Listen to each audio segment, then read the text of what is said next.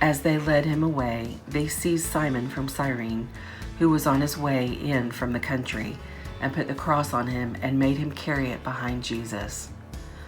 A large number of people followed him, including women who mourned and wailed for him. Jesus turned and said to them, "Daughters of Jerusalem, do not weep for me. Weep for yourselves and for your children. For the time will come when you will say, 'Blessed are the barren women, the wombs that never bore, and the breasts that never nursed.' Then they will say to the mountains, 'Fall on us,' and to the hills, 'Cover us.' For if men do these things when the tree is green, what will happen when it is dry?" 2 other men, both criminals, were also led out with him to be executed.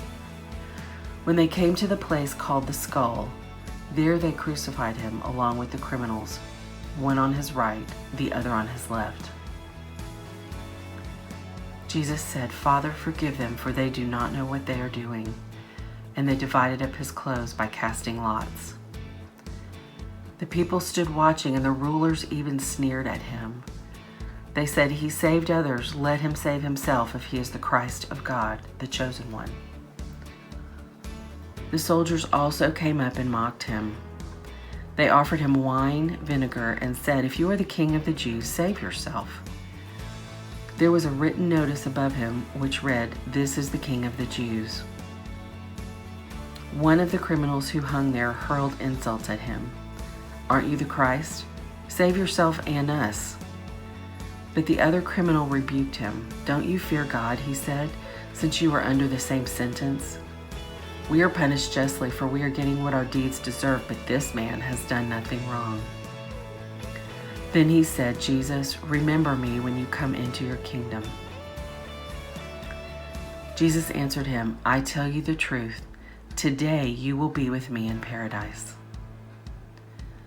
It was now about the 6th hour, and darkness came over the whole land until the 9th hour, for the sun stopped shining. And the curtain of the temple was torn in two. Jesus called out with a loud voice, "Father, into your hands I commit my spirit." When he had said this, he breathed his last. The centurion, seeing what had happened, praised God and said, "Surely this was a righteous man."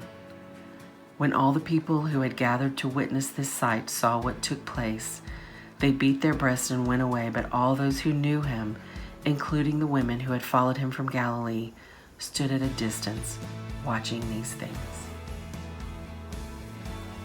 Now there was a man named Joseph, a member of the council, a good and upright man who had not consented to their decision and action.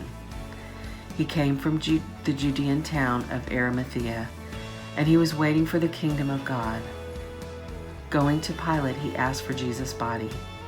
Then he took it down, wrapped it in linen cloth, and placed it in a tomb cut in the rock, one in which no one had yet been laid.